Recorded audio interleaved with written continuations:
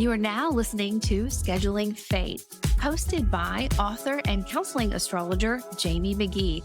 For more information, please go to schedulingfate.com.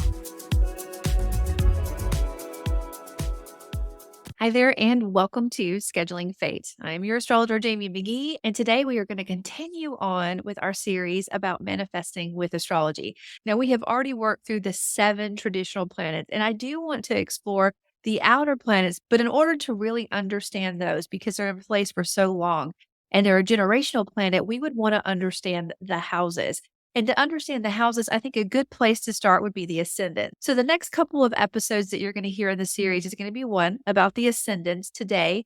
Then we're going to talk about the houses, and then we'll dive into those outer planets so you can really understand how you or your generation manifest in this area of your life using those energies. So, for the last 7 videos, I have ensured that very first intro into why I think this is such an amazing practice, looking at how you work with the law of attraction, how you work with manifestation, how you can be self aware of what you're attracting to you, and how you can work with that energy. I've ensured that intro is in every video. I'm not going to put that in this video. So if you have not heard me talk about this before, I encourage you to find that link underneath here. Go listen to that first video. Go listen to all of them because that'll really help you start to conceptualize how you are consciously or unconsciously attracting. All right, with that being said, I just want to remind you that underneath this podcast, you are going to find a link to a free chart. You're also going to find a link to a free workbook. And if you would like to be part of my Moongate membership for less than $5 a month, get discounts on the reports that are tailored to your personal chart, working with me, a great calendar that you can add with all astrological insights from me on it. That's less than $5 a month, and there's also a link for that. All right, so our topic for today is about the ascendant or the AC. Now, when you are first on a journey of self-exploration and learning your chart, it's easy to understand what your sun sign is. You put in your birthday, you're like, this is me, no doubt about it. The ascendant is a giant leap forward because in order to understand what your ascendant is, your rising sign, you must know what time you were born. And it's not something that you can guess. The universe moves every 4 minutes. Now, with that being said, please do not panic. If you do not know what time you were born, we can still discern a lot. Astrologers can still discern a lot by understanding what planet is in what sign and how those planets are talking to each other, the aspects. And then there's a great tool called rectification that can help us look at your life events and understand what your rising sign is. But that rising sign is the key. It is the doorway. It opens up how your chart is set up. It says this is house 1. And if we know where house 1 is, we know where the other 12 are. And the houses represent areas of our life. A great way to think about this is the house is the stage, the planets are the actors, and the sign is how those planets act on that stage. That's always a good thing to remember when you're first learning astrology. But knowing that first house, we're able to see the flow of how your entire chart works together. And it's remarkable what you can learn from that energy. Now, that first house is all about you. It's yourself. It's how you look. And it's pretty interesting because the way that I tell people, and if you worked with me one-on-one, you've heard this, the sun sign is your crown. It's like what you are adorned with in this life. The moon sign is sort of like where you hold the doctorate or the PhD. That's your instinct. You do it so well. You're masterful at it that you don't even think about it. It naturally happens. But your rising sign, your AC, is sort of like being on the junior varsity team. You're wearing the jersey. Everyone sees you as that. And this is one of those areas where I'm like, the universe has a sense of humor.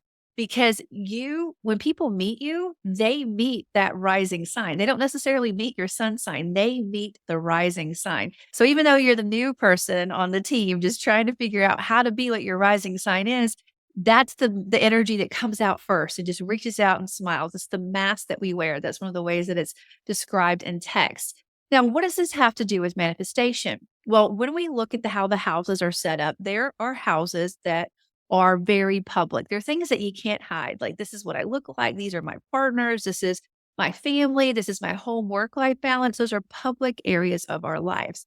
Those are the public angular houses. This is 1, 7, 4, and 10. These areas impact us on a really powerful level because often, sometimes unfortunately, we're more outwardly focused than inwardly focused. So understanding how these energies are working at these pivotal angular areas helps us understand what we are consciously or unconsciously attracting to us.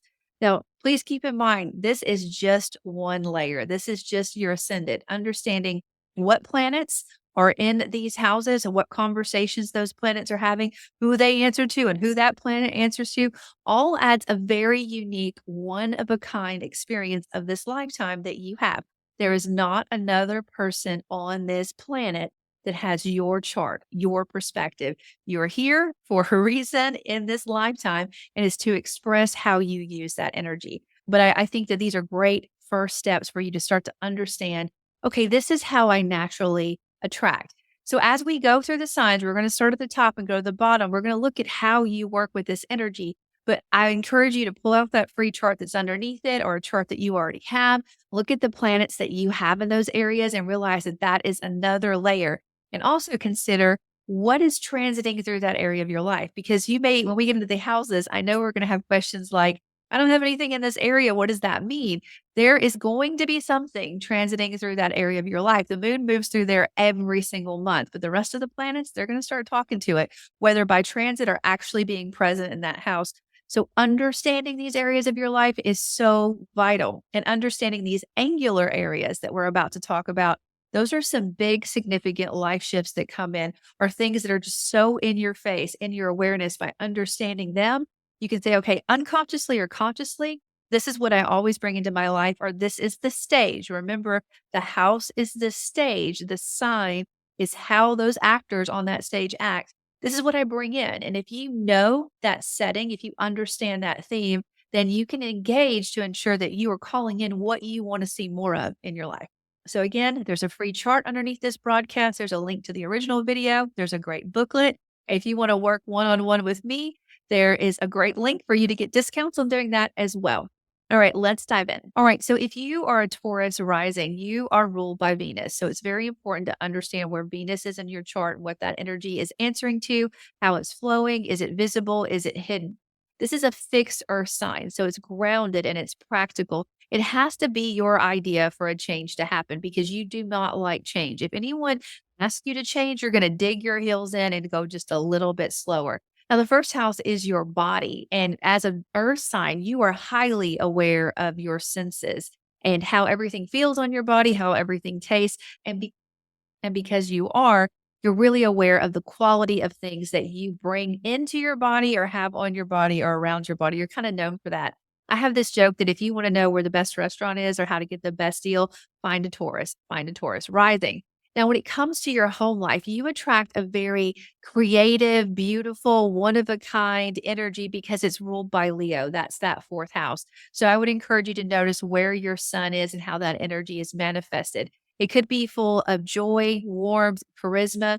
That's the kind of family environment that you attract to yourself. So, is that working for you or against you? Are you desiring that or do you already have it? And, with this energy, because it's fixed, it's also an area of your life that doesn't like a lot of change either. So, you may find that if you don't have the home life that you want right now, it could be because you're holding on to something that you need to let go of to move forward with. And considering that you have Uranus in your sign right now, I can imagine that that's been a little bit of a challenge. Now, when it comes to your partnerships, you partner really well with someone that you can feel on a soul deep level where words aren't really needed. This seventh house for you is ruled by Scorpio. So I would notice where Pluto is. I would notice where Mars is in your chart because that gives you more layers to the type of friendships or partnerships that you attract into your life. It could be a little bit secretive or mysterious, or I don't really understand this. It's kind of even a little bit provocative in the partnerships that you have. So, vulnerability, intimacy, some of that stuff is a little tricky for you. It goes back and forth. And it's been really tricky for you in the recent years because that's where we've had the eclipses. But definitely consider where Mars and Pluto is because that's going to shape some of that mystery that you have when it comes to your partners. Now, the way that people see you or the authority figures that you have naturally attracted into your life are very unique. They're one of a kind. This area of your life is ruled by Aquarius, which is about to go through some powerful shifts over the next 20 years as Pluto completely moves into this area. It's about being one of a kind, thinking outside of the box, being completely who you are and being unapologetically who you are, but transfixed in the position that you're in. So you could have had some quirky parents that were out of the box. You could have had some quirky bosses that you work with, but you're intrigued by how they make your mind work. And because of that, it influences how you lead in your life. So kind of think about how you can use all these energies What type of people have you attracted in? Is that working for you or against you?